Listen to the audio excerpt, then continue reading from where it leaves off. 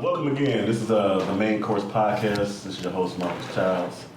Let's talk about that game on Friday, man. I went to the Manual and Central game. Manual won 42-0.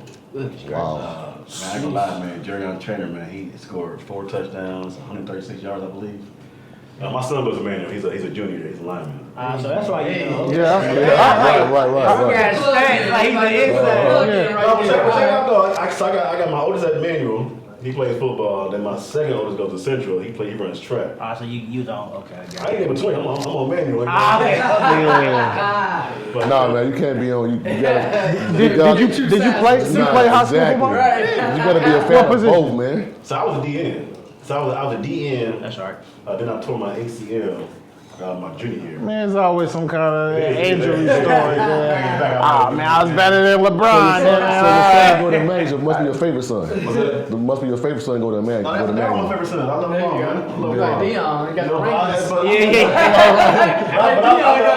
I love football though. I mean football. I play football. Of course. I got 4 sons total. I got one right now that plays football. My youngest one, I'm begging on him to play football. That's right. Play football as well. But So you say you got one as a lineman? yeah, What position? he's a guard, left guard. That's right. See, I was a right guard. You know, guard. He was right last year. So they got him on the left side for that means he's stronger. He got better feet. So they put him on that side to better protect the quarterback side. Yeah. His quarterback's best friend too. See, that's why. That's right. See, But look, just know that Jaden Daniels, we need guards, so I need him to right. I for my Hey, we're gonna commanders. see, man. So I need him to scholarship, so I got to pay There the we money. go. that's right. We should be good. Do you think he's scholarship material? Think he's like it? Absolutely. Yeah. I ain't gonna say no. Which son is this? Oh, it's a will. Oh yeah. He's definitely scholarship material. Yeah. so when they play against each other? Who's that? Your 2 sons. So only one play football. Only one runs plays. track. Okay, I got you. He tried football in middle school, but he wasn't his can't. thing. Nah, he He don't like contact, do he? He don't. I can tell. It's always something. Like they can be athletic, but people who don't like contact, they either Right. play receiver or they don't play. Yep. Right. I gave it a shot. And football was not my thing, so I was like, basketball, this is where we at. That's what you All right, so I that's love football. Man. If I go back, I would. I love football too, though. I ain't gonna lie. They had me coach a little bit. It's too time consuming. I can't. I was coaching too. Yeah. I was coaching for middle school. Actually at the boys. That's what's I up. loved it, man. Yeah. Yeah, me and Jordan around, man. We actually, my first year coaching, man, had a championship. Hey, Okay, come get talking. So were you one of them parents that's like, you know what I'm saying, super hard on your kids, or you know what I'm saying? How do you handle that? Man, Cause these kids is different.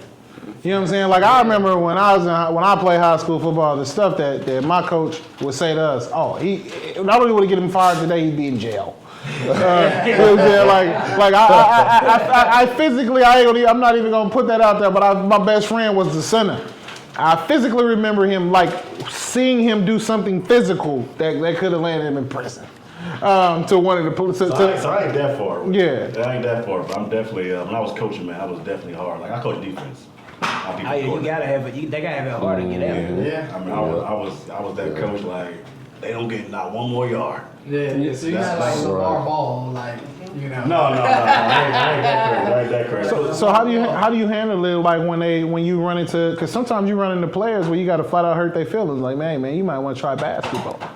Do you tell them that? Do you tell the parent that, hey, why my son ain't getting no clock? No, I don't think that's my place. It is your place as the coach. No, it's not my place. I'm a firm believer in what God has for you. No, it is for you. I'm not gonna tell another person, another man, nobody, you can't do something. Well, I mean, I told Jordan he wasn't no good either. You know what I'm saying? In high school, didn't Michael Jordan get cut in high school or something like that? Yeah. So I mean, So have you ever had to? How do you, as a former coach and a father of a football player, how do you tell someone that they're not either cutting it or doing good enough for the field to be on the field? I tell them stuff, but look, my goal is to win. My goal is to win games, defense win games. But if this person is doing a better job than you, whatever, all right, look what they're doing. You gotta get them to buy into the team mentality first. Yeah. But I ain't gonna lie, man. When it came to my defense, man, I had nothing but 8 players on there, even my backups. It was like that. Over 8 players. I want to play. Like it was a real deal. when you say, what do you mean your backups were 8 players? What do you mean? My second string. Okay. And my second string. Okay. So you saying everybody was that good to where? Yeah. Okay. We won championship. What was this? Talk your top. Listen. WB Du Bois Academy. Okay. Okay. Talk your talk. All boys, because my two oldest went to WB Du Bois Academy. Gotcha. Yeah, all boys school, but yeah, we won. Why you stop coaching? Man, kids, life. Yeah, that's how I feel. I Yeah, definitely that'll want to go back change. there. That'll change it. So my twins right now, they're 3, but when they get a little man. older or whatever, you know what I'm saying, I definitely want to go back. I ain't gonna lie, that's my passion. So you think you'll have the same passion that even though your children don't go to the school? it's Well, I want to put, I don't know. I mean, I will. I mean, I say I'm begging on my youngest, you know what I'm saying, play football. So, you know, whatever school he goes to, whatever. I mean, So are you LeBron in it, where you just like, all right, I'm gonna just scoot along long enough to my son to Just play, my son. or you like, all right, it's real deal passion. This is what I want to do. no, to me, it's a real deal passion. That's Like, how you you look. know, I love cooking, I love people, man, I love coaching football. Okay. You know what I'm saying? There's a connection out there. Yeah. You know what I'm saying? Because, I mean, not everybody, man, it's like this, man. We was growing up, whatever. It literally took a village, you know what I'm saying, to raise each and every one of us. Yeah. So it's like, you know, like who do we look up to? The aunts, uncles, you know what I'm saying, grandfathers, you know, our dad, whoever's on life, whatever. A lot of the kids out there, whatever, they ain't got that. They looking at us like, man, like, all right, man, I had several kids, you know, call me on the side like, hey, coach, you know what I'm saying, I need advice on this, or you know, what can I do with this, whatever, or I got this going on, whatever. Yeah. Man, like, it takes a village. You know what I'm It saying? does. Like, if I can be out there, whatever, and I can be a part of they life in a positive way, man, 100%. Yeah. Like I say, because growing up, you know what I'm saying? Like, my role model, my hero, man, was my grandfather. You know what I'm saying? They took me in when I was, you know what I'm saying, 6 years old, as a young boy. What did your grandfather do for you to be like, oh, he's the one that I want to grab onto? Because I feel like, and I asked that because by nature you're gonna love the guy. You know what I'm saying? He's grandpa. Yeah. Man, I think my grandfather, man, led me. He ain't perfect. Nobody's perfect, whatever. Everybody make mistakes. But Right. for the most part, man, he led. He set the foundation of, you know, how to be a powerful, strong black man. Yeah. He took care of his family. Right, he's still here. You know what I'm saying? Thank God he's still here. Yeah, whatever. He took care of his family. Financially provided for us. Man, we didn't need for nothing. Go to the refrigerator, we got food. I got my closet, I got clothes. You know what I'm saying? Go to the bathroom, we got running water. Yeah. Like, the man took care of his family like it was, you know, the priority. Yeah. You know what I'm saying? And as a young boy growing up, you know what I'm saying, I looked up to that, I honored that, I admired that. And that's why I'm the man I am today, because, you know what I'm saying, of what I seen growing up with him. So I didn't hear you mention Christ. Oh, Christ for sure. I mean, Okay. I said he didn't go to church. Okay. Okay. My grandmother was the one that had us in church. Like, I ain't gonna lie, back then in the 90s, Yeah. man, we was in church all day. Yeah. Oh no, for sure. Hey, facts, I can relate. Sunday Yeah. school, I can relate. Sunday school, you know what I'm saying? Church, regular church service. Go to corral, hometown buffet for dinner. No, hometown buffet. Hey, that's when you know you have money. Yeah, We went to Ponderosa. You know what I'm saying? Like that's when you know.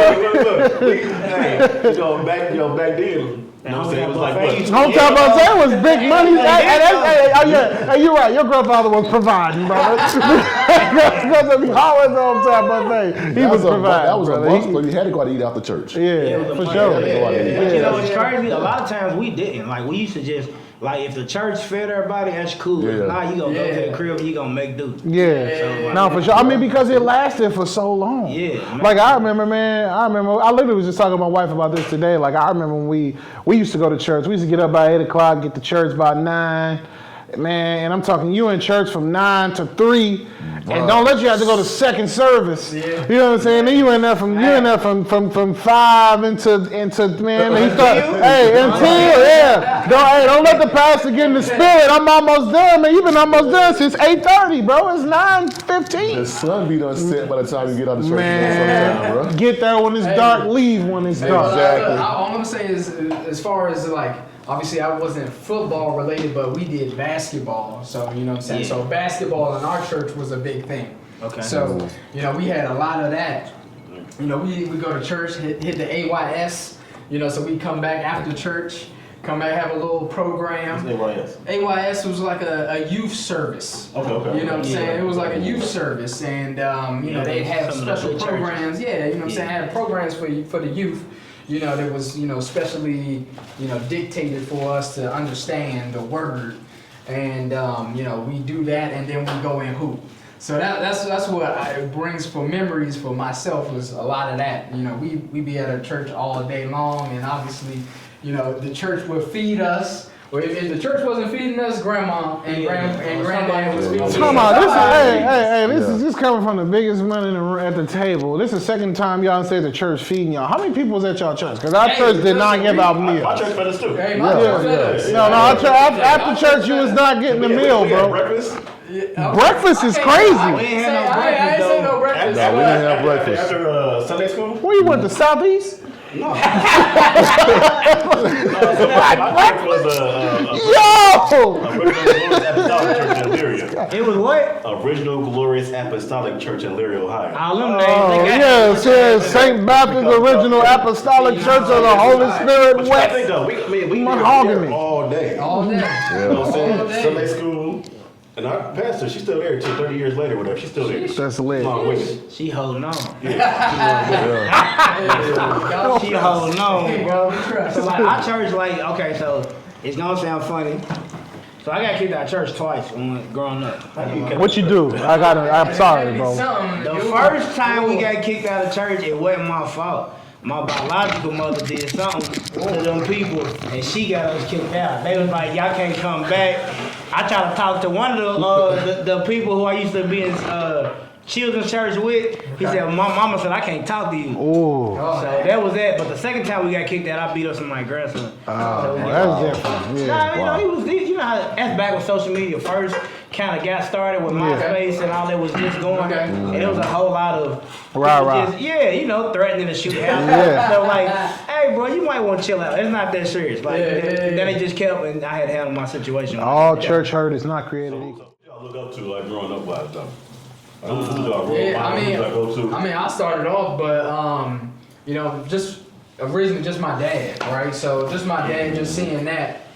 My dad and my mom are both happily married, still married to this day. Congratulations on that. You know, and celebrating and holding us down. So you know, first hero was my dad, my uncle Clarence, and then my grandfather. So I seen successful black men in my family. So you know, I've had a vision of what that looks like and what that should be. So I'm gonna just say those three individuals myself, you know, who I've seen personally. That's dope, man. Cool. Yeah, for me, man, it was my parents. Because my parents, like I say, just like with your grandfather provided. My parents provided for 4 boys, you know. So with that being said, I was in a 2-family, you know, not a single, my bad. My mother and father would have got into a death parted them. My father passed in 94, so yeah, so like I said. Did you come from a my 2-parent household? Yeah, I did. Dope. I did, yeah, until my father passed, so yeah. Yeah. How do you feel like that changed you, like as a man? Like what do you, like give me some pros, because I didn't come from a 2-parent household, so obviously we know the obvious pros, but just give me some pros or like, at least like how you feel like that helped you today. Even as a father, a husband, Yeah, whatever. it helped me today to be who I am. Coming from a 2-parent household. So that's pretty much like and my daughter came from a 1-parent household. Me and my baby mama, we went together. So and I tip my hat off to my baby's mother. Kudos to her. She did a fantastic job with my daughter. Yeah. When she got 4 kids all together, she did a fantastic job with all her kids. Very respectful kids, and you know, like I said, I tip my hat off to her. But coming from a 2-parent household, I think it really makes a difference as far as coming from a 1-parent household. Because you see 2 parents pulling together to make it happen for the family. Did you ever see them fight? No. Never. No. That's crazy. No, that's crazy. So how old was you when your That is crazy. 17. I was 17 years old when Daddy Okay, so you passed. had 17 years, you know what I'm saying? Yeah. Okay, so that's 17, you almost Yeah. grown as a man. Yeah. No, they did have disagreements, but as far as physically fight, no. That's crazy. You know what's crazy though? For him to say that, you just read the room and the reaction at the table. Everybody like, wow, but that's normal. Yeah. Essentially, Yeah. like that's how it should be. Right. You know what I'm saying? Like Right. that should be a Like certain stuff they shouldn't see. man. That should be a normal experience in a two family. I don't even want to say a black 2-family household, but specifically a black 2-family household or a black household in general. Like you should Right. You should never see that. Like you should never see that, or if it happens, it should be like corrected in real time. Like that should be like a real life experience. And like the fact that we sit here in awe because you say that as an adult, I mean, you're right. it's asinine. Yeah. But you know, it all starts at, when you say it starts at home, if that's what you see, that's what you're gonna pretty much do. You feel me? So do you argue do you argue in front of your kids with your old lady? Have you ever done it? My daughter's grown on her own now. Okay. Wow. Yeah, my child's not by my wife. So, I mean, and my wife don't have any kids at all. So it's just me and her. Love it. How do you feel like that? Do you feel like that have any effect on y'all's relationship or y'all's married? No kids? Just you got your own set of kids. She got hers, or No, she don't have any. I'm saying like you got your own set of kids and y'all no, don't. I got one child. That's it. Okay, her. Yeah, that's the one. I mean, I don't have any effect on our relationship because my wife and my daughter, believe it or not, she closer to my wife than she is to me. That's crazy. They grew this relationship, man, and They locked in. they locked in. They took when they first met. It was their bond was. It was there immediately. It was there. Man, I ain't gonna lie. People always say like, man, them kids gonna tell the real story. Yeah. You know what I'm saying? Like if you look at like how them little kids react to their parents, react to their grandparents, react to going to daycare. Like it's a lot of nuances. I'm not saying that things happen. You know what I'm saying? That doesn't make you a bad parent because like maybe something may happen with a young child or a child or something like that, and you maybe didn't catch it in real time, and then maybe it went on too long. But like if you really pay attention to kids' mannerisms, if you pay attention to certain colloquialisms, certain vernacular they use when they come home, you can really find out like, okay, they're not being cultivated wherever I'm sending them, whether that's school, whether that's daycare, whether that's to somebody you don't deal with no more, but y'all got children together. You know what I'm saying, man? You got to pay attention to them kids. Like, I don't want to talk too much about somebody else's situation, but I had a close friend of mine who just really found out like his child's mother wasn't really doing right. He said he knew it for a long time, and then it wound up, something happened, you know, from like a police standpoint, you know, something happened and then like it all came to light. But he, you know, him and I had a conversation. He was like, man, I knew for a while that like something was off. I just couldn't pinpoint it because he was like vigilant and like understanding his child. So man, that's dope what you're saying, man. I know for me, my role model, I would say, the person was my uncle. I don't even think he know that. He may not know that. So my my grandfather got remarried. And my grandfather got remarried, and so when he got remarried, his second wife was a lot younger. He was my role model too, but his second wife was a lot younger. So like me and my uncle, like 5 years apart. And I looked up to him because I just wanted to be just like him, but for most of the time for all the wrong reasons. You know what I'm saying? Like, you know, like he really. You know, my uncle was really living that life people was rapping about. You know what I'm saying? And like I wanted to be like him. You know, now he's a husband. I mean, he's a man of God. He's a father. You know, he's kind of calmed down, got older. But you know, yeah, it was my role model for sure for all the terrible reasons in the world. Yeah. Gotcha, man. I got like different sets of role models. Like you said, depending on like what you looking up to them for. So I had two uncles. My Uncle Maurice and my Uncle Lily, like they was always around. I ain't have no father growing up, so they was always there, all the games. One of my uncles, my Uncle Reese, he was my coach. They was always on us hard. Yeah. But they also had the other side of them where like they fly all the time. They always got jewelry on. They always, you feel me? Everybody's on them. They loving them. But they was that. And then I had two other people I looked up to. They weren't really no type of relation to me, like Mr. Eddie Woods and Norman Martin. They kind of like the city uncles. If you ain't have nobody around, they always made sure everybody in the hood ate. Yeah. Everybody was taking care of. The hood. Yeah, like, so they was like, when I say always, I'm talking about if you got in jail, if you got in trouble in jail, you call them, like, they gonna call a lawyer to get the bail. If you got a situation, they gonna pull up in the middle of the night. If you're not eating at the house, they pulling up with big cases of frozen White Castles to make sure y'all eat for a week. It may not be the best, but it's like, you feel me, you got something. Yeah. So I heard you say they came to all the games. I'm asking for a reason, but did that how did that make you feel? That make you feel supported? Do you think they helped you play better? Yeah, it made me feel supported because it made me feel like I was doing something like worth doing. Mm-hmm. So like it just kind of give you that extra drive. Like, all right, I'm doing all of this, and it's paying off in some element because these people are taking time out of their day to make sure that they show up to the game. Man, that's crazy. Cause so I play, and I was good. Like y'all can Google me. I was all. No. Y'all, I was letting y'all have y'all moment. Got an injury on the way. No. I was letting y'all. No. I was letting y'all have y'all moment. But y'all can Google me. All conference lineman, St. Louis, Missouri, Hayes Williams High School. But there's only 3 schools out there, but 3 schools is crazy.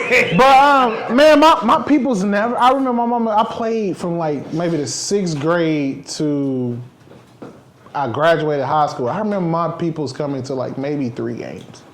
Maybe 3 games. Maybe 3. Maybe. And I'm like, I'm pushing it. One of them I remember specifically they left early because we was losing. Oh, yeah, so like kind of make a difference. Yeah, like but so I just was always curious, but I feel like that helped me like it's like for a long time. I'll say this about my mom. I have a wonderful mother. But I feel like she did the best she knew how. Mm-hmm. You know what I'm saying? And she did the best she knew how. You know, it's like if somebody passed out right here in the middle of the floor and they having a heart attack and all the hospitals in Kentucky closed, man, if they stop breathing, I can give them CPR. I can shove some aspirins down their throat. They may not make it, but that's the best I knew how to do in that situation. Right. You know what I'm saying? And so I would have to give my mother that same respect, that same platform. But with that being said, like I remember my mom, my stepfather, all them. I remember them coming to like every bit of like 2 or 3 games, and it's helped me as an adult now because like we live in a society now where people need 1,000 likes and shares before they get motivated to do anything. You know what I'm saying? But because I like grew up with like 0 support, when I feel like I need to do something, like move to be successful, or like I just want to try something different, I just do it. You know what I'm saying? That makes sense. Yeah. It do make sense though, and that's one of the reasons why my daughters don't have no social media. Like I got a 7th grader and an 8th grader. They have no social media. Like they got phones.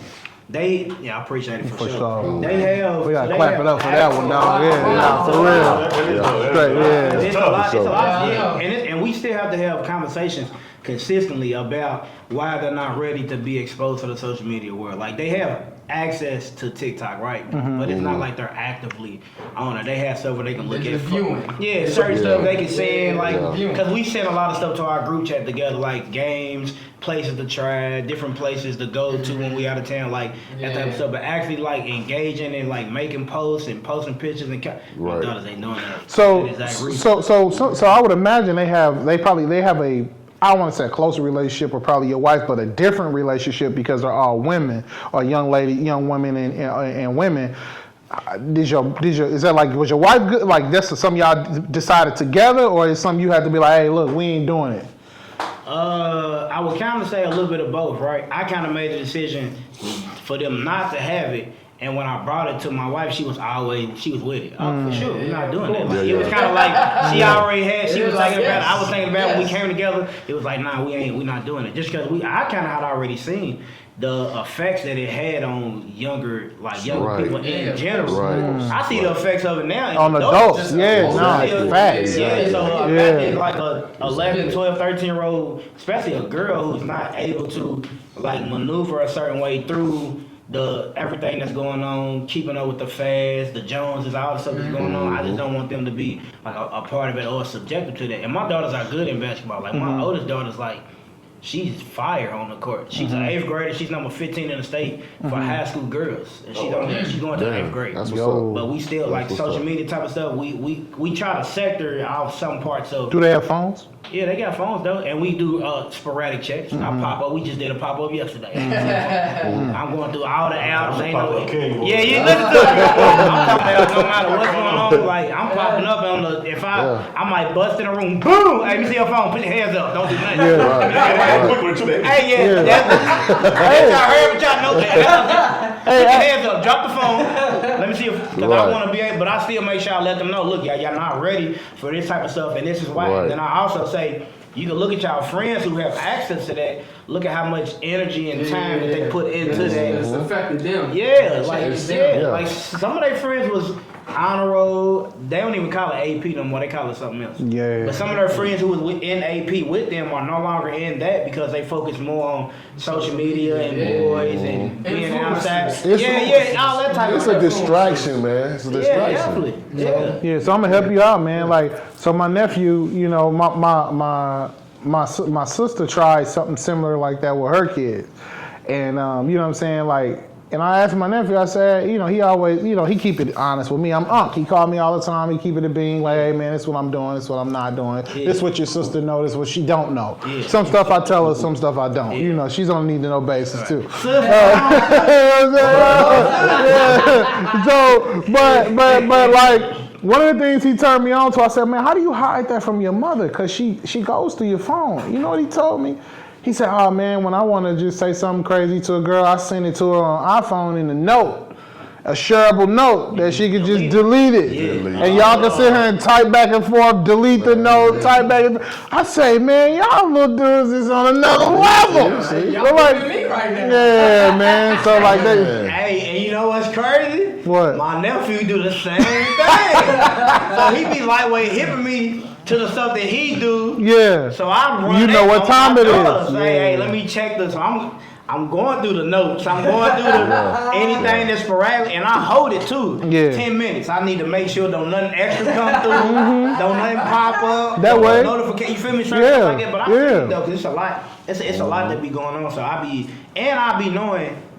I feel horrible about it now. But growing up, you can always kind of tell, like the girls that didn't have fathers in their life, you can get more out of them. You can get the ones that did. 100%. So I try to make sure the people who know them know me. Hey, Daddy, I'm you in heard me? there. I'm walking in the room and I heard who you on the phone with? Yeah, FaceTime. I'm all in the camera. Who's that? Looking in the. Okay, it's okay. Hey, That's cool. look, all I'm gonna say is I got a 3-week-old and I'm just trying to get prepared for that. I got a 3-year-old. You got boy or girl? Ah, welcome to the Bruh. world. Right? Dude, Yeah, it's it gonna- is, and I'm trying to get prepared for that.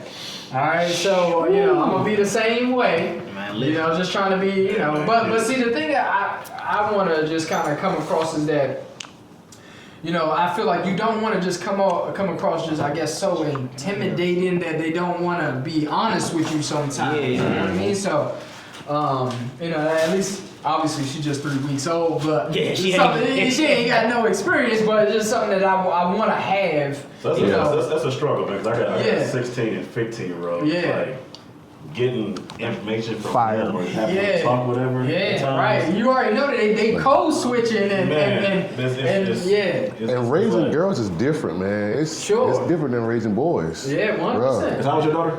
22. Okay, she grew. She grew. Okay. You got any tips for me? I got 2 girls, bro. Any Man, tips? just I'm stay in ready. their life, bro. Stay in their life. Yeah, yeah. 'Cause I was always there for mine from day one. That's deep, bro. So stay in their life. That's deep. I was at my one of my friends, Marcus Stubbs. I didn't shout him out. What up, Marcus? You know what I'm saying? One of my homies though, man, Definitely about to dig in, though. he's having his first child also. And he said, man, you know, if you could tell me something, what would you tell me? And I told him, I said, 1, get up in the middle of the night. Don't matter if you gotta go to work in the next day, get up in the middle of the night, do yourself a favor. They gonna feel, it's gonna seem like they lazy. They not being lazy. Don't go down the trap I went down. But get up in the middle of the night, help your wife, get up, go to work. It won't last forever. You know what I'm saying? And I told him, I said, man, we try to give our kids so much stuff that they don't need. Right. And all they need is Right. us. That's it. Yeah. That's it. Yeah. All they need is us. Presence. That's it. That's it. We you know, a lot of times we want to make sure they got the best shoes, the best clothes, the Yeah, best I know, this, the right, best that. right. And it that can become an issue. You know what I'm saying? Like that's even something that I learned like in my own marriage is like I know, like me and my wife, we had issues, you know, several different times because, like here I am, I'm providing, you know what I'm saying, I'm doing everything that a man's supposed to do, and that ain't what she wants. She wants somebody present. She wants companionship. Yep. She don't, you know what I'm saying, she don't care about how many caterings I got, or restaurants I'm running, or what kind of money I'm bringing home. She wants somebody that's gonna Emotionally be there. And it took me, we've been married 8 years, but it took me a long time to figure that out. You know what I'm saying? And I noticed, like, man, it's the same dichotomy with children. You know what I'm saying? Like, my dad, when I come home, they yell, they say, Daddy. You know what I'm saying? They don't come home and be like, Jordans. You know what I'm saying? Nike. They want their father. You know what I'm saying? And like, man, it took me a long time to figure that out, man. We had many ups and downs because of that. You know what I'm saying? So, that's dope that you said that. So even though I wasn't there in the same house as my daughter, I always provided for her. She didn't want. Back then, I was a dope dealer. I was in the streets. So she didn't want for anything. Whatever she needed, I got it. Her mama put a roof over her head, put food in the mouth. You know what I'm saying? With anything else, I provided that. All school clothes, programs, I funded that stuff. So as she got older, okay, now it's time for you to be a little bit more responsible. Let me stop saying yes to everything you're asking for. Man, that's tough too for girls. That's tough, bro. That's tough. I'm about to tell you. Yeah. She would get an attitude when I would say no, because she was used to me always giving her, providing, giving her what she wanted. When I started saying no, relationship attitude. Did a relationship change? It did. Yeah, because So, and did. I'll say this too, like I got a stepdaughter who I had been influential in her life. Yeah. And, when we weren't together, obviously girlfriend and I, separated and things like that. And I'm just, at this point, being a financial provider, like you mentioned, right? So, but if you can't be that, it's like, yeah. Who are you? Right. Who are you? Not for real. Right? So, that's something that we all, you got to work through. Where does that come from, though? Does it Great. I feel like that's a social media thing. Because I don't feel like it was like that when I was growing up. Like, all right, true story. When I was in high school, man, I never, I was good on the football team. All my homies and stuff, I would go over their house. You know what I'm saying? It was like, because at one point I lived with my grandfather, and we stayed in a hardware shop. He was old school, man. So I love the man so much. His excuse was, because it's such a bad neighborhood, his excuse was, I live down here because people keep breaking in. You know what I'm saying? Like, common sense, like, Pops, get 80, call ADT. You know what I'm saying? But now, as I got older, I realized, him and my grandmother was having issues, you know what I'm saying? And it didn't register to me as a child. They may not have shared that with you. 100%. Yeah, I remember being in high school, like, man, I ain't lose my virginity until I was almost 18, because, why am I gonna bring them and do it? Yeah. You know what I'm saying? Like, man, we all can't bring them to the hardware. Bro, I can't bring them to the bro. I'm gonna keep it a bean with you. I can call my mama right now. She'll verify this story, bro. My bed, when it used to rain, my bed used to be at an angle. And it used to be like 12 buckets around the bed catching the water, bro, because the roof would leak so bad. That's crazy. And the crazy thing, you just made me remember something. I never remember being unhappy, ever. But here I am, an adult. I got my own things, my own house, cars, this, that, and find something to complain about every day. You know what I'm saying? And so, or can find something to complain about. One of the things I always say, anything you do in life, you can figure out an excuse. If you want to do it or don't want to do it, you can make an excuse and you can make a real good one. It don't matter what it is. Yeah.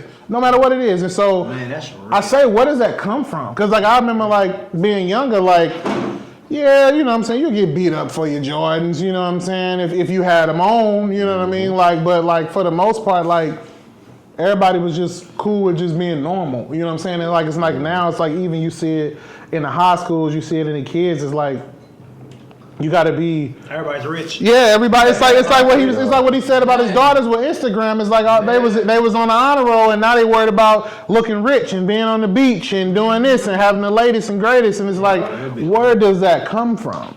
They got it. I think it's more so just like what they intake on a daily basis, what they consume. Yeah. And this ain't no slight against nobody who does it. But even the television or the entertainment now is a lot different. It's a lot of baddie channels where they watching people go on here fight and do all the reality TV. Yeah, you feel me? It's a lot of, and it's really not reality, but they call it reality TV. And this is a lot of people doing the most for the gram or doing the most for the entertainment, or just doing the most to get their name, so that they can become these people who they pay to come and hang with. And it's just like, that's not even real. Them people put their whole life on hold, their career on hold. They become like worthless without this quote unquote cosign from social media. So are you really that? I think, and just on that topic, I would say that like social media in general is something that should be discussed. Facts. Right? Because, you know, generations didn't have social media. Right. Yeah. So now that's something that's so ingrained in our lifestyle, so ingrained in our thought processes that it does change you, right? It is a high. Nah, for sure. It is a high. It is. And you do have to discuss those things with, you know, your kids, you know, your friends, your family, because it is, like you mentioned, it is a high, and those things do change you. So just being aware or just discussing those things will maybe help navigate that.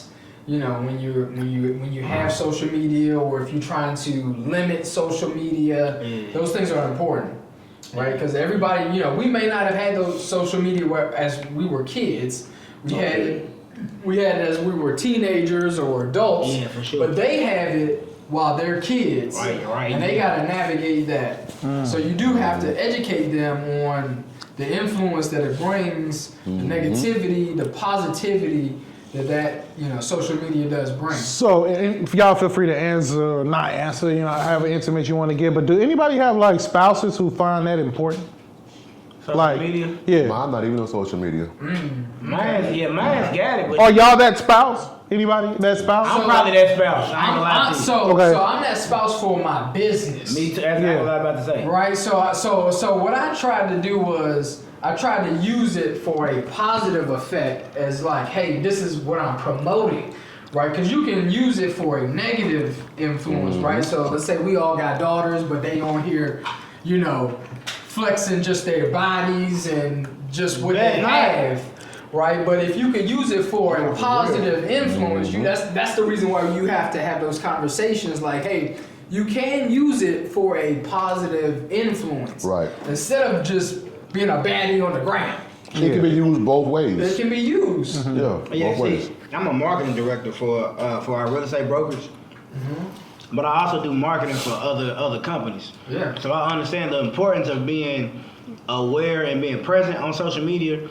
But I'm still not engraved into the point to where it's my everyday, where I'm posting everything I'm doing. Right. Everything. Right. It's kind of like for my business, I do like what I have to do. I know the certain amount of posts or reels or commercials that I need to create and put up per week to be able to meet the quota to be able to get the engagement that I need. I also understand the real life settlement that comes with being present with my family. So it is a weird, it's like a weird balance because my business wise, it's on social media, but my personal wise, it's not on. The only thing they see on social media about my It's the businessman.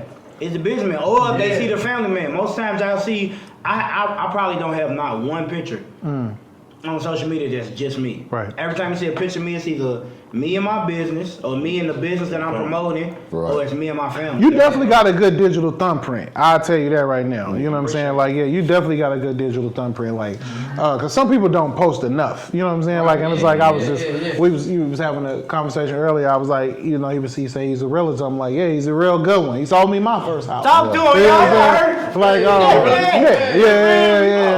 Yeah, talk. yeah, and New you know what I'm construction, saying? my You know, Nice too, I ain't gonna lie. That's real nice. yeah, you know what I'm saying? Like, All yeah, I'm and, saying is he gotta get a grill in the backyard though.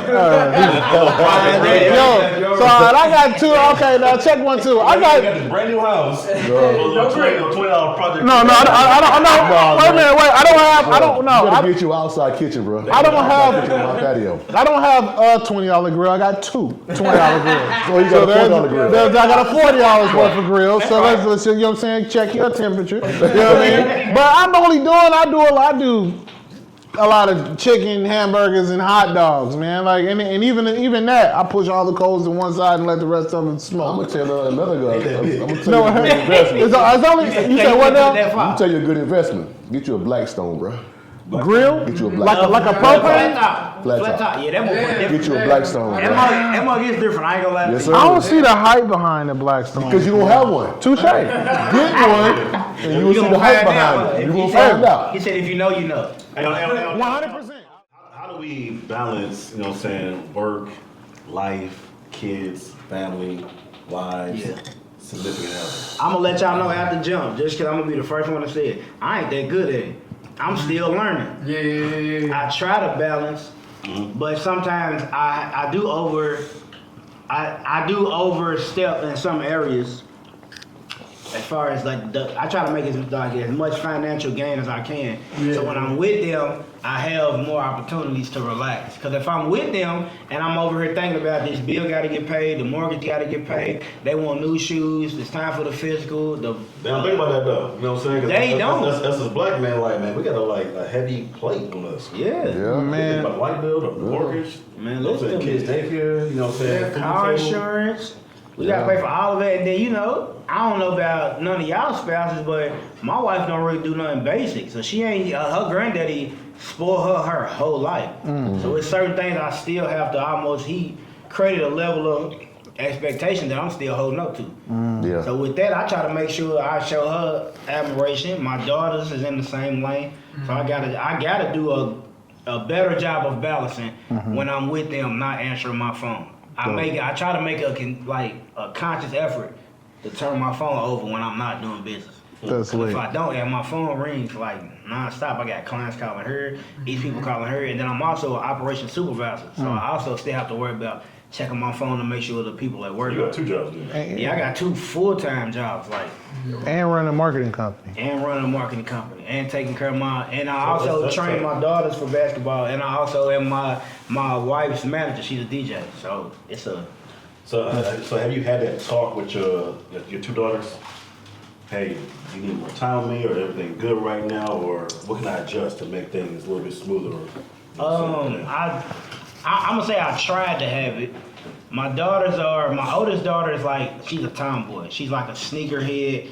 She's not by no means, she's a girly girl, and she still work purses, her nails done, all of it. But she's a tomboy. She jokes a lot. Then my youngest daughter, she's a girly girl who's extra prissy, but they joke a lot. So they kind of got a lot. It's not when we have conversations, them heart-to-heart conversations last 5 or 10 minutes. After that, they be like, all right, Baldy, get out of my face. It's like a quick little, it's like a switch. But I have had those conversations where they be like, yeah, sometimes you do like pull your phone out when I'm trying to talk to you. Or sometimes when I'm trying to talk to you, you are doing this and it'd be like, I have to be more conscious about what I'm doing. I'd be like, look, baby, I'm doing this because when you ask for this, I want to be able to provide it. Well, y'all want to do this, I want to be able to. When we in this neighborhood, our neighborhood's not bad, but let's say crime starts to get bad or whatever the situation, I want to be able to put y'all in a better position where y'all don't have to worry about stuff I had to worry about growing up. Right. Sometimes they get it, sometimes they be like, yeah. So look, Daddy, my sheen cart is, you know what I'm saying?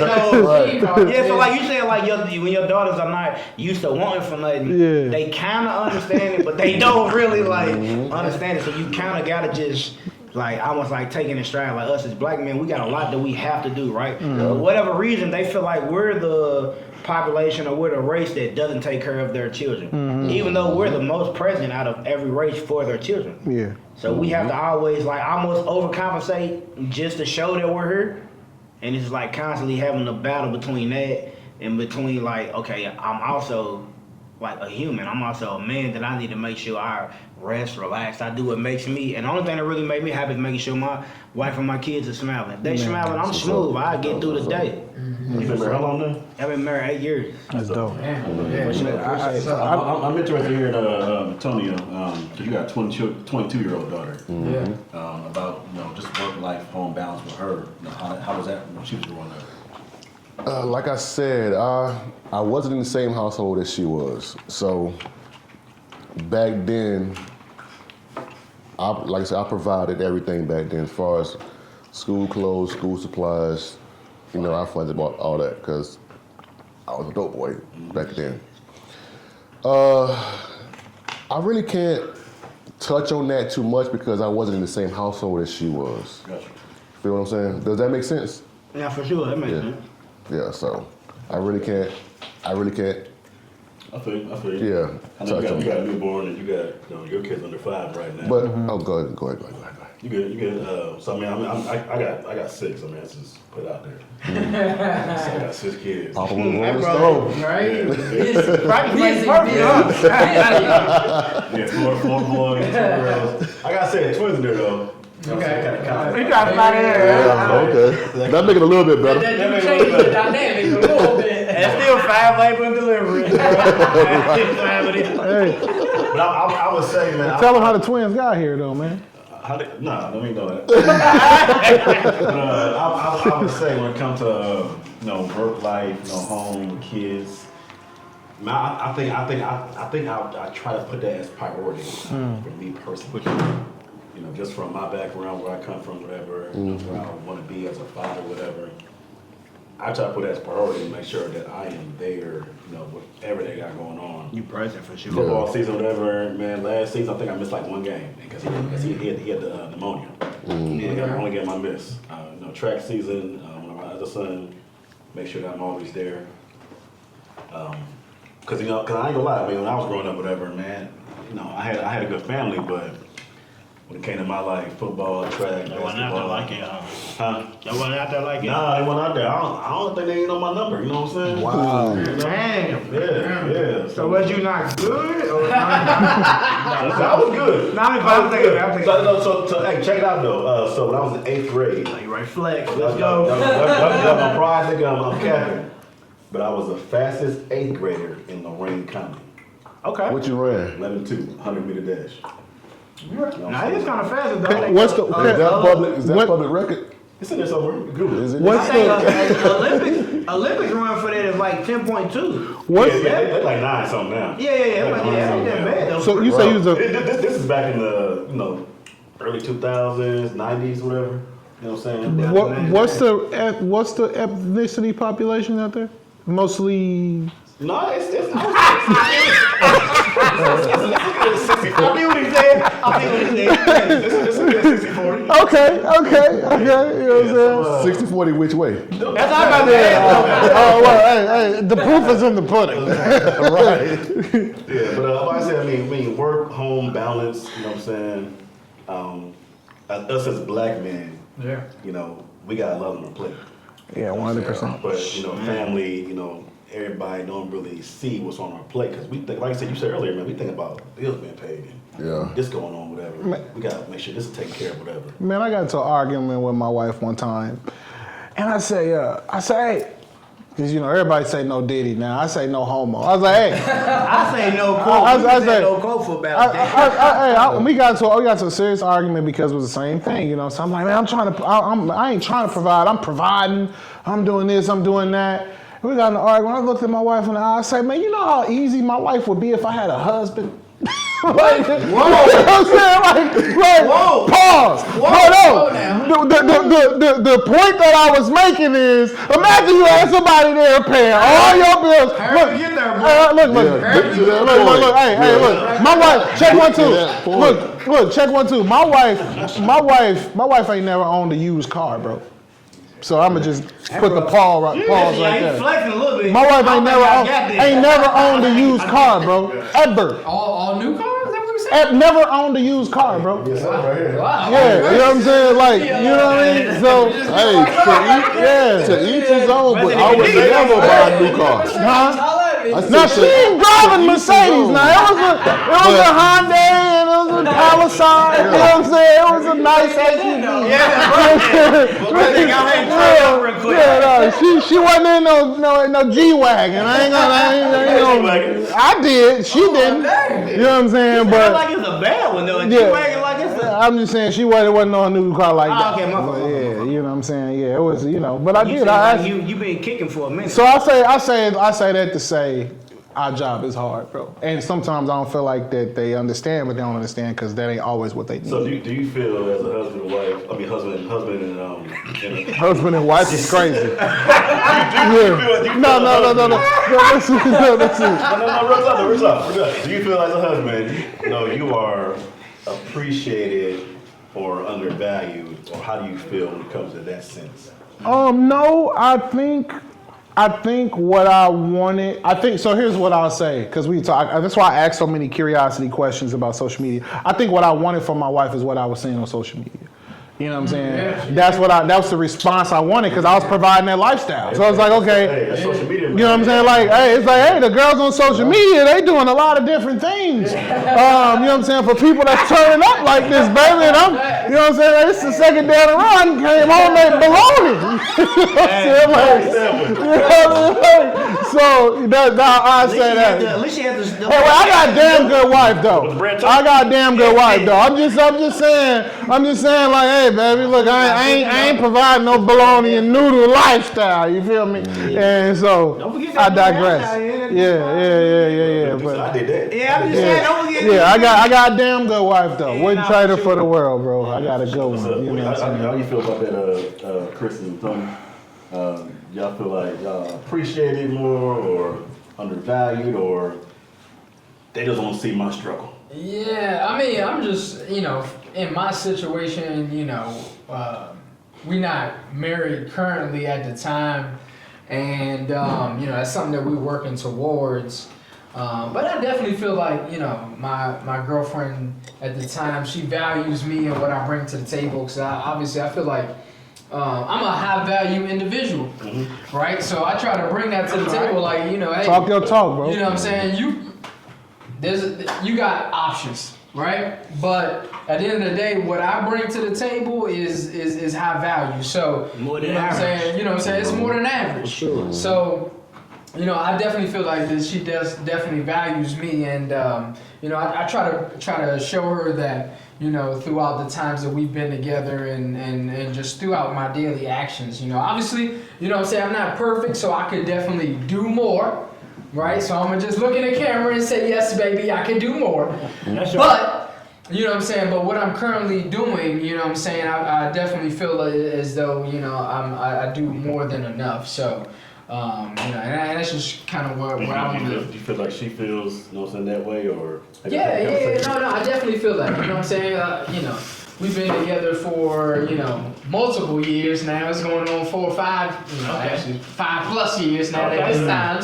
At this time, 5+ years at this time, and I'm confident in what I bring to the table, what I bring to her and her family, what I've shown her and her family, her nieces, her nephews, the stability that I bring, the leadership that I bring to the table. I do feel like I bring, high value. So I definitely feel like, she's. I got a question though. Yeah. For 5+ years. Yeah. High value. Yeah. That newborn baby. Yep. Newborn baby. Why we ain't married yet? I'm gonna just say right now, I mean, we've just kind of been, working towards getting a common agreement on certain things, right? And we just kind of wanted to be on the same page as far as those things goes. You proposed? Appreciate you. Have I? Yeah. I have not just yet. Yeah. Okay. Heard. Don't Don't blow it. Don't blow it. Don't blow it. Yeah. No, don't blow it. Not just yet. Yeah. Don't blow it. But I will say that, that's something on the cards, right? So I definitely want to, she knows that, family knows that, and things of that nature. So, that's something that's going to be happening very soon. Question, can I ask you a question? Just as a married man, this is something that they asked me. Yeah. What, from your perspective, is stopping you from proposing? So, I'm originally a transplant to, Louisville and Kentucky, and, family was something that was so strong to me, and I really was like, man, I want to be at home back in Washington, D.C. and do that.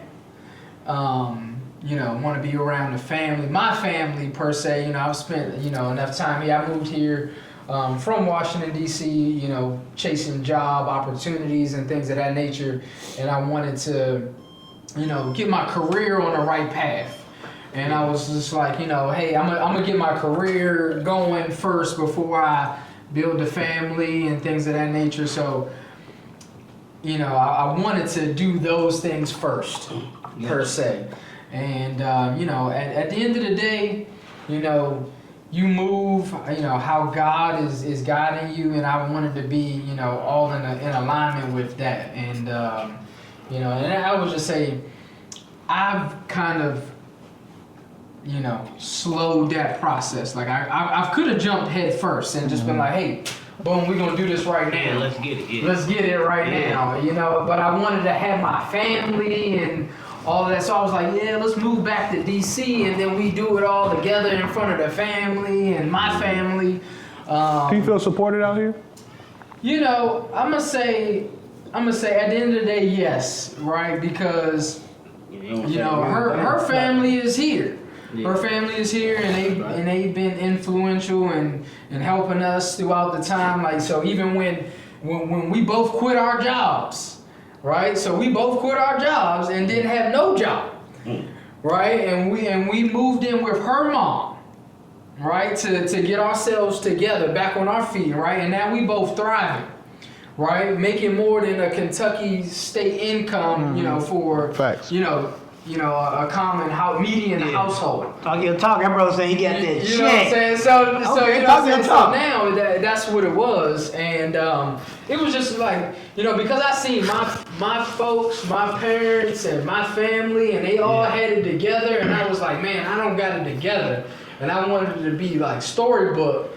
But everybody ain't storybook. Right. Definitely not. Do you think she? So pause on that. I'm curious in hearing these gentlemen's opinion about having together, getting married, proposing, and then building that lifestyle. Like, what would y'all advice be to Chris right now?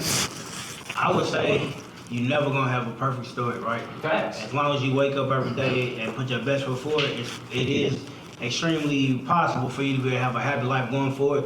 One thing I would say, if I could go back to make two differences. One, I would say I would probably have more of a financially stable bank account that's not being touched for rainy day type of situations, right? I would say that first. And then second of all, think about who you're really doing the marriage for. Who you are, when you think about getting married and putting everything together, think about who that's really for. If it's really only for you and your lady to align with God and do what He has for y'all, you can go to the courthouse and get that done and figure everything else out later, right? Yeah. But if that's not the main reason why y'all doing it, y'all may need to go talk to a therapist or a marriage counselor or whatever to make sure y'all on the same page for all of the important things, and then go get married. Cause the $20,000 wedding ain't gonna mean nothing if you only married for 30 days. I'm just saying. Facts. Yeah, so I would say just like Facts.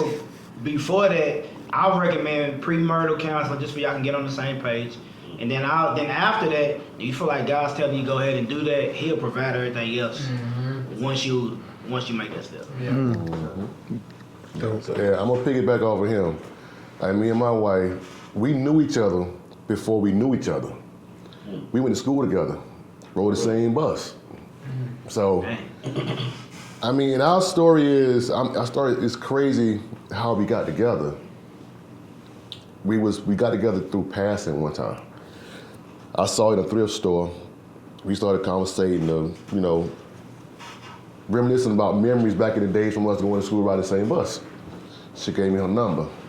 I didn't call her. So maybe about 4 or 5 months later, I seen her again. So she done jumped down my throat. Why you never called me, this, that, and third, whoop, whoop. So I'm like, she got this going on, she got that going on. I'm a dope boy in the street. What the fuck she want with me? You know what I'm saying? So, okay, I gave her a call after the second time she gave me a number, she already had it. I gave her a call, and it took off from there. But let her tell it, I beat up on the bus. I don't remember that, dog, at all. I don't remember that. There probably were love licks, though. Because I did have a little crush on her back in school. Okay. So, yeah. And we started dating in 2013. We dated for a year, and we was engaged for a year. Not engaged for a full year. So. You got married to that? You got married after a year, or? We got married. We started dating in 13. We got married in 15. Okay. Yep. In 15. And we just had anniversary, August the 6th, our 10-year anniversary. Congratulations, man. Happy Thanks, anniversary. man. Appreciate it. And I'm gonna tell you, for the ones that's not married, one thing you never do, never go to bed mad at each other. Yeah. Because nobody's promised tomorrow. Nah, you got a point on that. You know what I'm saying? Just go to bed mad at each other. What if one of y'all don't wake up? You never had a chance to correct it. Yeah. So never go to bed mad at each other. I heard it before. That's beautiful. Yeah, I've Yeah. definitely heard that. Yeah. That's dope. That's dope hearing from somebody that's married for 10 years. So. Yeah. It's a long time. Yeah. And it's been a rough, I'm not saying it's been a rough 10 years, but It's been a journey, though. it's been a journey. For sure. It's been a journey. So whatever you put in, what you gonna get out. Yeah. That's a fact, for sure, for sure. Whatever you put in, what you gonna get out of it. But if you don't put nothing in it, you don't get nothing out of it. So how could you expect to get something out of something that you don't put nothing into? You feel me? Yeah. So, That's a good topic. You know? yeah. I know you said you had your parents, you know what I'm saying, till you was both parents till you was about 17, whatever. Yep. How was that personal experience with your mom and your dad? You know, growing up, whatever. Personal experience with my mom and dad. It was a good experience, a good personal experience. Okay. Yeah, it was a good personal experience. I can really say that was a good personal experience. Like I said, I've never seen them fight. They had disagreements. Of course, all relationships do. So, but physically fighting, I never seen that. Now, as far as like work-home balance, so was mom working more or dad working more, whatever, it was a nice balance. It was a nice balance. They both worked. They both worked. You had your parents grow up as well. Yeah. Definitely had both my parents. My father, for all of my life, had the same job. He was a Verizon line tech. So he was climbing on telephone poles back in the day when that was a thing. You know, obviously it's no longer a thing now.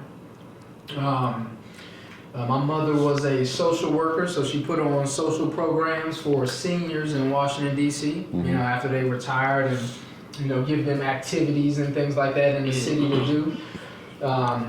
Spent a lot of time with her, my brother and I, helping her with, you know, pageants. So, you know, all throughout the cities, different cities, you know, they all have these, you know, Miss Senior DC pageants or, you know, Miss Kentucky Senior pageants, you know, so my mother was responsible for putting those on.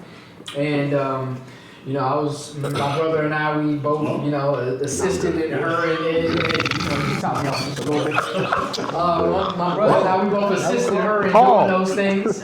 And I would just say, you know, those things were influential in just like, you know, my upbringing and my life, and just seeing how, you know, a father treats, you know, a mother, or how a mother treats a husband, and what she did for him and what he did for her, and just the dynamics of, you know, working together. So I would say, you know, I definitely saw a healthy relationship of that, and I always wanted that for myself.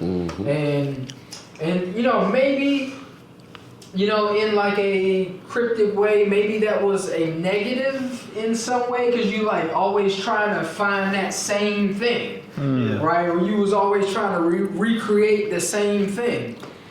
And everybody's different, right? Because obviously ain't nobody the same, and relationships don't always last.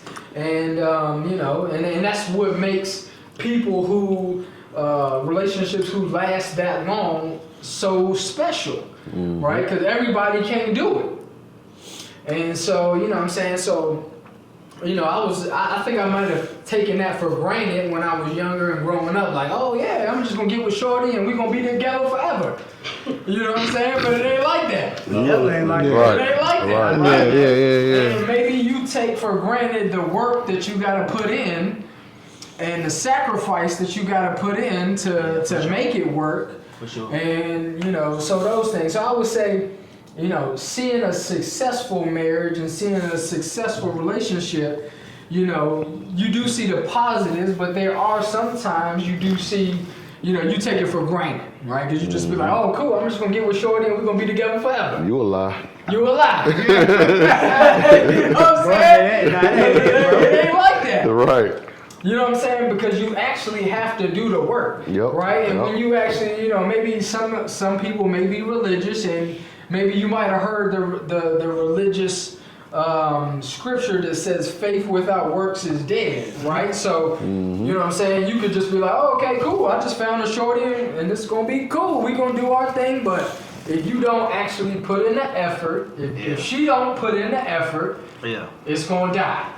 Yeah. That's a love is a verb. Love, Yeah. right? Yeah, so you got. Right, so you gotta work at it. Yeah, for sure. Yep. And so, and I would say, just in my experience, I've had plenty of girls, plenty of women who I've been with, and I would say myself personally, I've kind of been like a serial, dater. That's right. Okay. Right? You know what I'm saying? I kind of, had shorties and we like, boom, and it's going to be like this. Right? But you actually got to work at it. Right? So you do got to put in the work because, just be like, all right, cool, this is my girl and we're just going to be together forever. It don't happen like that. So you do have to work at it. And that's something that I've had to learn and I've had to work at because of that. Just seeing my parents be like, oh man, dang, my parents been together for all my life, 30, well, how old am I? Like 37 years old now, you know what I'm saying? Just seeing my parents been together forever. And my mother tells me the story religiously is that like, we moved into this house a year before you was born and, we've been married this whole time. That's amazing. Right? Yeah. You know what I'm saying? So my mother, my mother tells me that story, religiously, like, hey, we moved into this house like a year before you was born, and we've been together. We were college sweethearts. You know what I'm saying? So we had to work at it. You know what I'm saying? So it's just something like in myself that I've had to deal with. Like, cool, I got the storybook, right? You got the storybook. But you gotta work at the story. It don't just happen. Right. You do gotta put in the work. Yep. And so that's just something that's stuck with me, and that I've had to work with myself. Dope. Yep. You got any notes on that? I mean, man, my pops, man, Papa was a Rolling Stone. You know what I'm saying? Like, my dad left. He was there. I remember him being there until I was like in the 3rd grade, and then he left. And he was abusive. He was physically abusive, mentally abusive, verbally abusive. Like, I don't even remember him calling me my name until like I was like in the 6th grade. You would never know that now. You would see us interact, you know what I'm saying? But that was something that God helped me forgive him. And honestly, like I forgave him before I became an adult, but I really was able to forgive him as a man with my own children and kind of put that trauma and put that trauma behind me and put that bond behind me and like forgiveness, because I couldn't move on until I forgave my pops. Right. You know what I'm saying? Right. But also as a man, I see now like, damn, I totally understand how a man could just up and leave and never come back. I actually had that conversation with my wife. You know what I'm saying? I was like, baby, I love you. I love my children. And at the time we was going through something and it was so heavy on me and I felt like I was pouring out so much. I felt like I was pouring a cup into an empty ocean.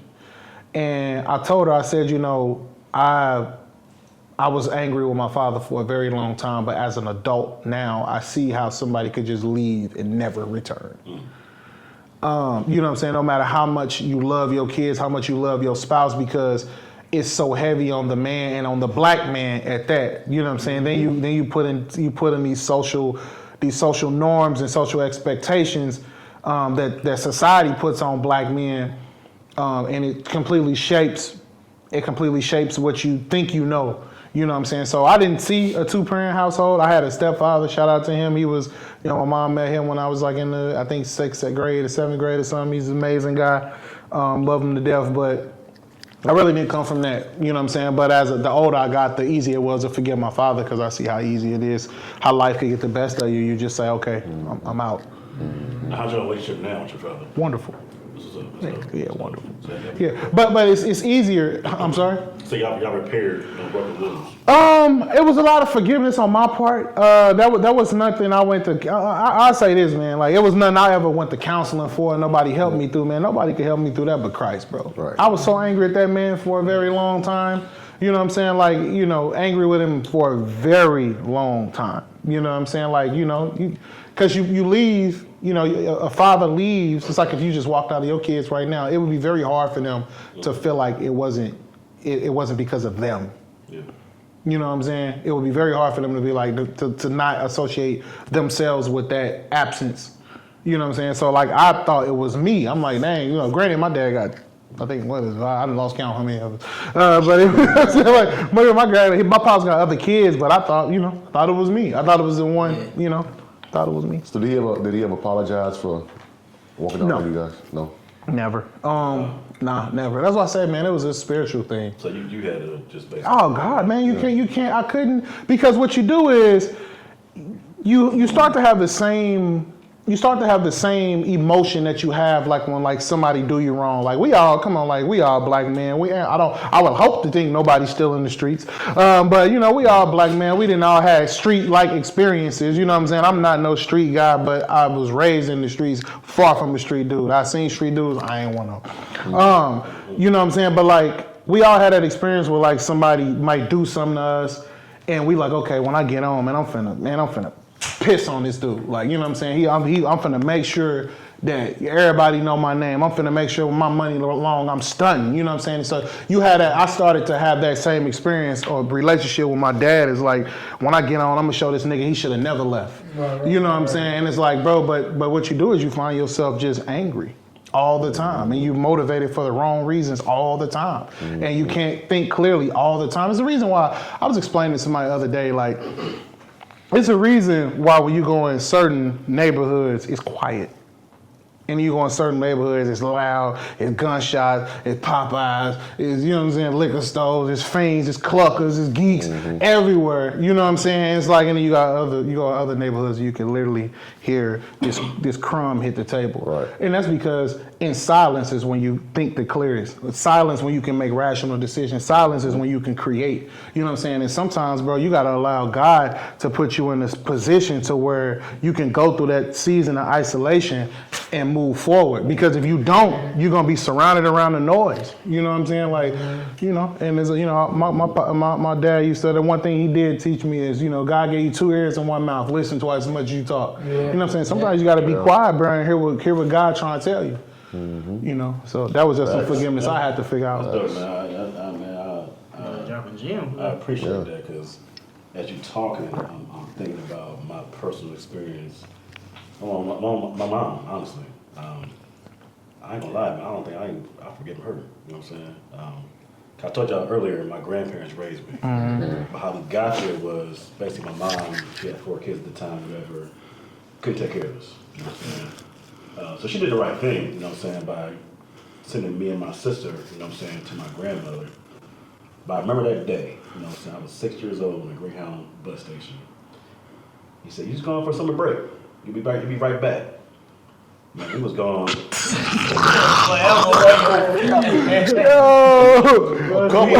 A few summer breaks, huh? Yeah, mom's parlaying. You know what I'm saying? It was a bunch of summer breaks. Yeah, she Not a few. You know what I'm Y'all talking about 6, 8. busted. Before the break, talking about basic forgiveness. I know you was talking about your dad. Yeah. I said that kind of struck a spirit in me when it came to my mom. when it came to the extended vacation break we had. You said you haven't forgave her yet? That's what I said, but as you was talking, whatever, I'm like, man, like, have I forgiven her? It's like, man, I can't say yes. I can't say no. You know what I'm saying? That's something I really It's in got. limbo for the moment. Yeah, that's something Yeah. I really got to, you know what I'm saying? I'm 38 now. It's like, man, like, all right, you know what I'm saying? Now it's a new right. Yeah. You know what I'm saying? Now I really got to figure out, you know what I'm saying? Would you ever call her and say and ask like? Would you ever call her and have that conversation? Like, hey, I need closure. Man, you know, so I learned some therapy, man, about certain people are avoidance. You know, my mom, she's an avoidance. You know what I'm saying? That's just how some people roll. They don't want to have the conversation about certain things. And Yeah, I know the it's feeling. like, you know what I'm saying? At times, like, all right, I'm waiting on you now. I'm waiting on you to spark this conversation, to bring it up. Let's talk about it, because, you know, it's been a long time now, whatever. And we ain't really, you know, really had that conversation. No, we really talked about it like that. You know Put what her in a position where she can't do that. Maybe, hey, mama, let's go to the cabin. I'm saying? We was trapping her up. Yeah. No Wi-Fi out there. Yeah, I feel you. So that's I gotta look into whatever and, you know, get some personal healing. Go ahead. You good, good. But at that time, she knew what was best for you She did. and your sister. She did. And on that topic, whatever, I'm thankful for that. You know what I'm saying? Because me and my sister, granted, it was four of us. Me and my sister went to my grandparents' house, and then my two brothers had went to their great grandmother's house on their dad's side. So it was best. You know what I'm saying? For us to go. You know what I'm saying? To our grandparents, because amazing life. You know what I'm saying? I mean, parents or grandparents. You know what I'm saying? Not a two-parent household per se, you know what I'm saying, but it was a two-parent household, and we had an amazing, you know, upbringing. They taught us a lot. Taught us a lot growing up. Taught us, you know what I'm saying, values and, you know, how to be, you know, how to, you know, be that man of the house and financially stable and, you know, be a provider and things like that. So that was definitely a blessing. A blessing, exactly. A blessing. Yeah. Yeah, definitely a blessing. Do you think your problem? Do you think like your emotional connections or lack of connections? Like, do you think the emotional disconnect with your mom is like the reason you had so many failed like marriages and relationships? I don't want to say so many, but like. No, you good. That's a good question. I guess for me personally, I was always trying to, all right, man, I got kids. I want to build a lifestyle, a healthy, you know, some relationship. I want to build, you know, a family with this person, whatever. And man, like boom, boom, boom, like it just didn't work out that way for me personally. You know what I'm saying? But I mean, I would probably say, yeah, it has something to do with it. You know what I'm saying? It has something to do with it. For sure, my pops had something to do with like why me and my wife was experiencing so many issues, because I was trying so hard to give her something she ain't asked for, and I was trying to give her and my kids everything my dad never gave me. So that was like, it's a great question. That's a good point. Like, she didn't ask for it. It's like we're trying to, you know, give somebody something that, like, if you have a conversation with them, I ain't asked for this. You know what I'm saying? Like me personally, whatever, like my grandfather, man, like he treated my grandmother like a queen. Jewelry, you know, house, cars, whatever. It's like I'll say me to this day, like, man, I try to do the same thing. It's like my fiance right now, it's like, man, she's like, I don't want all that. I'm cool. You know, so I just want your love and your affection and make sure that you're doing the right thing, your time. It's like we ain't gotta do all this. Yeah, for sure. Man, for real. And sometimes, It's cool if you get it, but yeah, I feel what you're saying. though. I think it's dope too, man. Like, you know, if you ever do get a chance to have that conversation with your mom, I think you should, bro. And then I would have that conversation with my grandfather too, and be like, hey, man, like, what's the secret? Because grandpa might be like, hey, man, it's been a few times somebody call that phone, talk to your grandma, Barbara, this is Shirley. You know what I'm saying? Like, Right. and, you know, so you never know, you know, because a lot of times they do a real good job at like shielding us from the bad. You know what I mean? And like, we don't never know. Like when they're in that grave, it's too late. You don't. Now you know is what somebody else said. Man, that's a good topic because actually my grandfather passed away last year. Sorry to hear that, bro. And you know, man, he was 79 years old. You know, God rest his soul.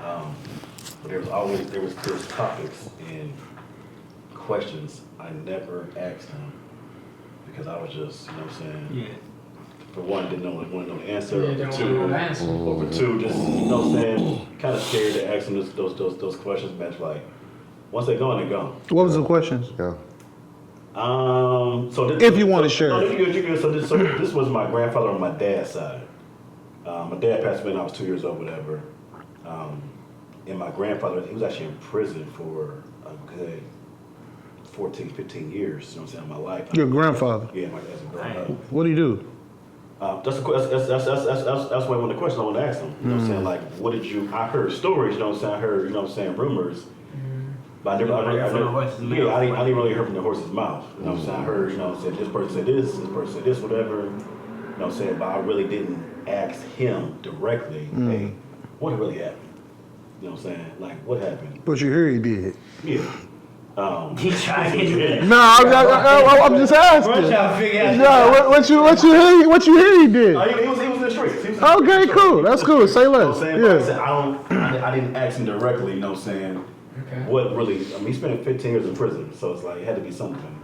I mean, not really though, because they was putting people in jail for, you know what I'm saying, stealing starter jackets. You get 10 years back in the G, bro. You know what I'm saying? So, Starter jacket's crazy. you know, I had one. I had to check out Chicago Bulls one. I got one. yeah. You got a one? That's crazy. I'm trying to get one. Yeah, I ordered mine from Fanatics. Oh, they still Yeah, have it? yeah, They still make the starters and the Pelly Pellies, I gotta man. start a vest. Remember the little jersey vest? They Yeah. up with the little. Yeah. I got a Phoenix Suns, and then my homie got locked up with my Anaheim Sharks joint. I was so. You gonna ask for it back when he get out? Man, he got 55 left. It ain't too much I can. 55 what? 55 years left. Oh, Jesus. man. Left. How many he done did? I think he only did 8. Sheesh. 55 left. 55. Man. Damn. Easy 6. Matumbo. Wow. Yikes. Wow. So right now, I mean, we all, you know what I'm saying, strong, powerful, blessed, you know what I'm saying, amazing black men. Appreciate that. Where we at spiritually, mentally, financially? I'll go first. Yeah. Spiritually, man, I am getting there 100% when it comes to God. Like, I'm in church, you know what I'm saying, on Sundays. If I'm What church you go to? Burnett. Dope. Yeah, Burnett. That's Shit, like, boy, you know what's up. You Yeah. see his Yeah. face? Shout out Pastor Show. I look to You know what I'm saying? Okay. He try to get a shout out in church. Yeah, absolutely. But yeah, I mean, spiritually, man, like, I would say this season right now, like, I'm very, very intentional with God. The way I move, the way I wake up, the way I handle my kids, the way I handle my fiance, the way I handle my friends and my relationship right now. Very, very intentional. You know what I'm saying? The way God wants me to move, you know what I'm saying, strategically. You know, mentally, whatever, you know what I'm saying? We all got our, you know what I'm saying, our mental breaks, you know, here and there, whatever. You know what I'm saying? So that's always a work in progress. Yeah. You know, financially, you know what I'm saying? You know, it's all God. I mean, I tell everybody all the time, like, hey, Marcus, you doing pretty good, man. It's him. You know what I'm saying? Like, it's definitely him. Like, I'm very humble. You know what I'm saying? I'm very thankful. Like, everything he has, you know, given to us, you know, he can take away in a heartbeat. So I don't take that for granted. Right. You know what I'm saying? So that's just where I'm at, you know, mentally, spiritually, you know what I'm saying, financially, right now, currently. I'm probably on the same page though, for real.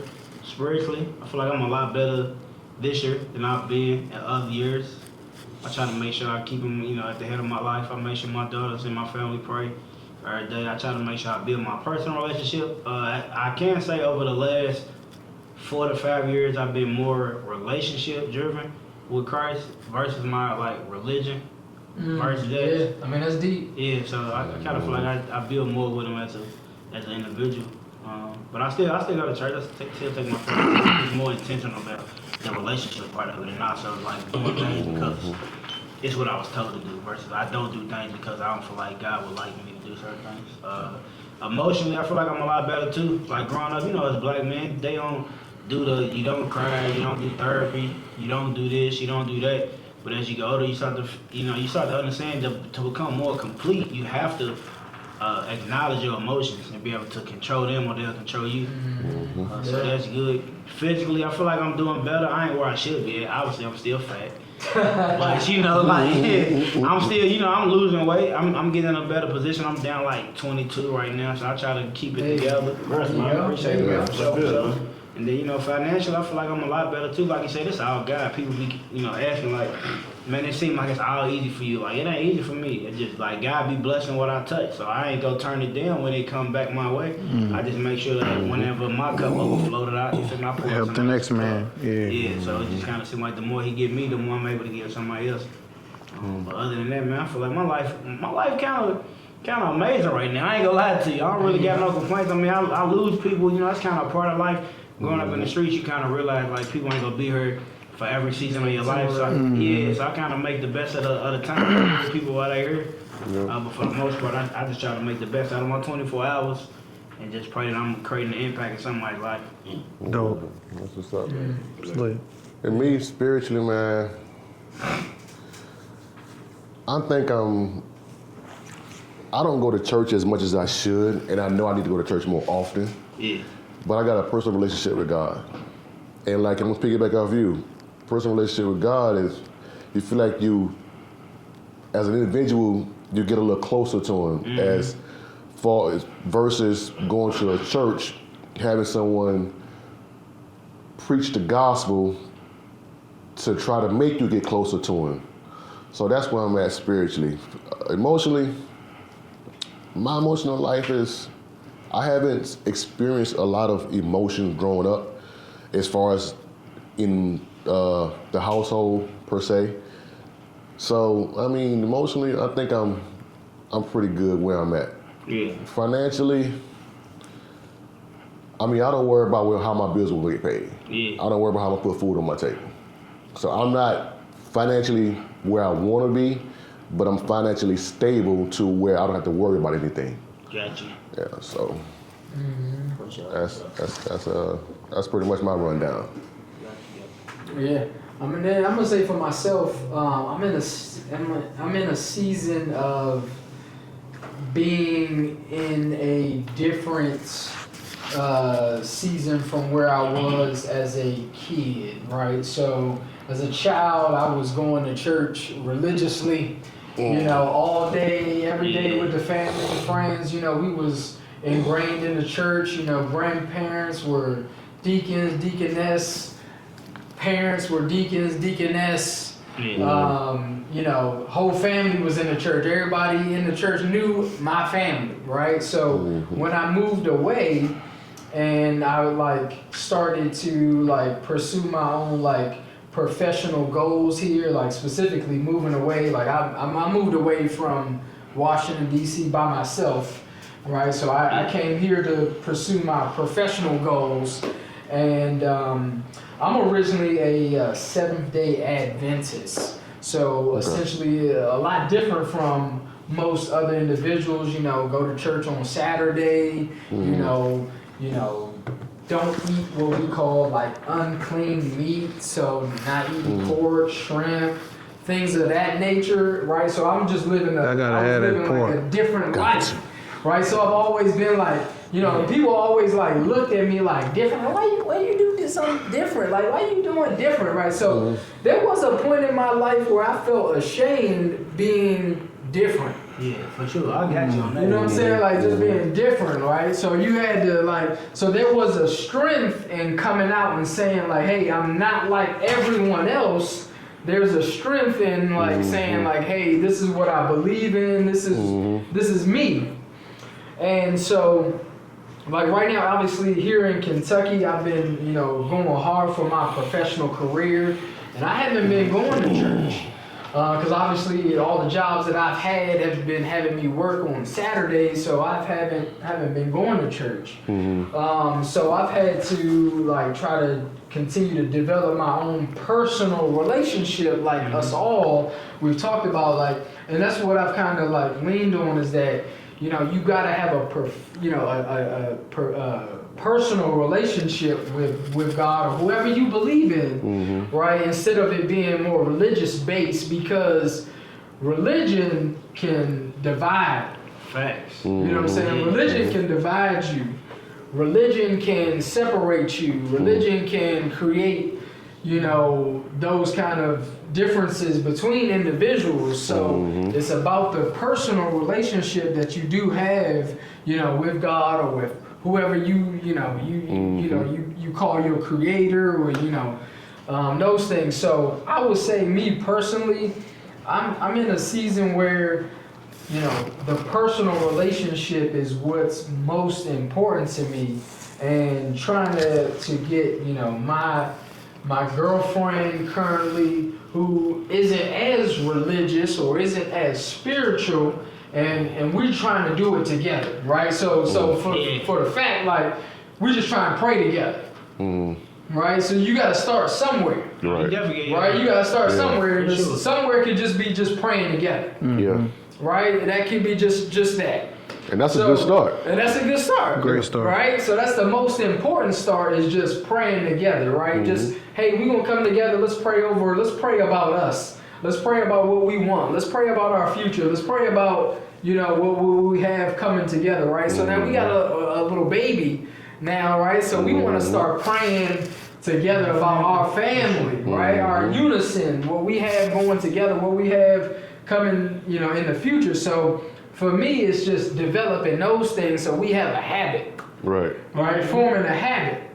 And I know y'all might know this saying, right? The habits kind of form like over a 20-day period or something to that effect, right? Yeah. You gotta continue those things to develop that. Yeah. And so we've been trying to just strengthen that, at a ground level of just like, hey, let's just pray together, right? And it's just more than just like, hey, we about to say our grace and let's just pray. Yeah, for sure. But we're gonna wake up. We're gonna be intentional about what we praying about. We're gonna be intentional about just like involving God into our lives. And so for me personally, I've been super spiritual, been raised in the church, could tell you about every scripture, can tell you about all of those things. But when you get with somebody else who may not be that, you gotta work together again. And that goes into that, what we talked about previously on another topic, was just the work,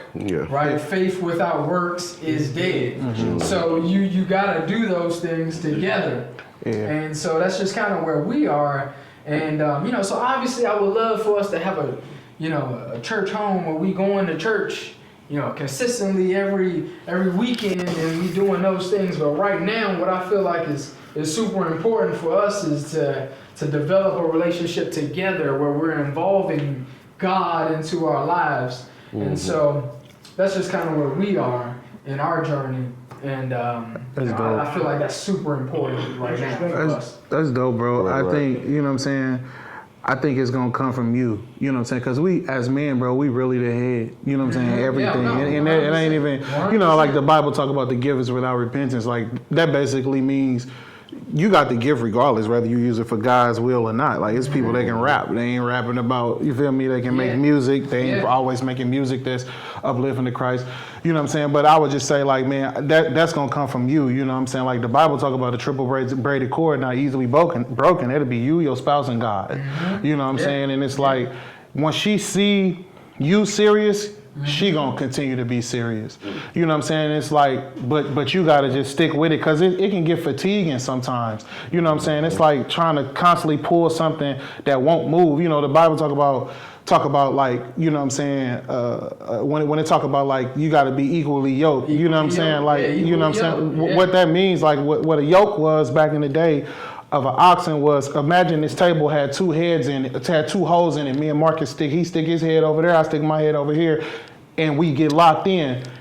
That's what a yoke is. If he's trying to go that way and I'm trying to go that way, we ain't never gonna go forward. You know what I'm saying? And as long as your lady see that you serious, and she see that you really trying to go to the next level spiritually, and y'all want to infuse that in y'all daughter, you gonna be straight, bro. But she got to see it in you. It's like, when Jesus was talking to the disciples, he said, and ye said among them, who do he, the Son of Man, saith I am?